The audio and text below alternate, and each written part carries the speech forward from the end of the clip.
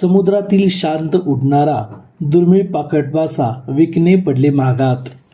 समुद्रातील शॉर्टफिन डिव्हिल रे म्हणजेच पाकट मासा नावात डिव्हिल असले तरी तो भयानक नाही.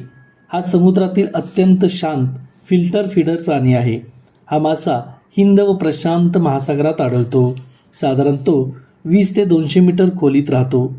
शरीर सपाट व पंखांची रुंदी 1 ते 1.5 मीटरपर्यंत असते. वरून गडद व खाली फिक्कट रंगाचा असतो. तो प्लॅन्क्टन, लहान मासे, सूक्ष्मजीव खातो.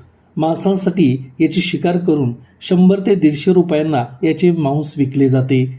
चव साधारणतः मटणासारखी असल्यामुळे मोठमोठ्या हॉटेलमध्ये याची सर्रास विक्री होते. अशा या पाकट माशाची विक्री कोल्हापूर फुलेवाडी रिंग रोड येथील फ्रेंडशिप फिश कंपनीमध्ये होत असल्याची माहिती मिळताच करवीर येथील वनक्षेत्रपाल व सर्व स्टाफ यांनी हा मृत मासा ताब्यात घेऊन जप्त केला.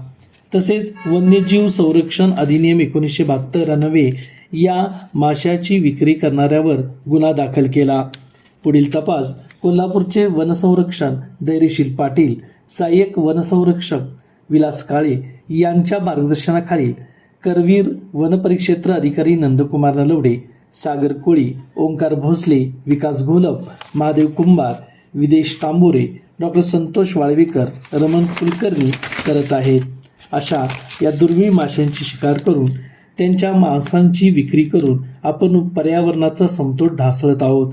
यासाठी नागरिकांनी असे मांस खरेदी न करता दुर्मिळ माशांचे संरक्षण केले पाहिजे, अशी चर्चा निसर्गप्रेमींच्यात होत आहे.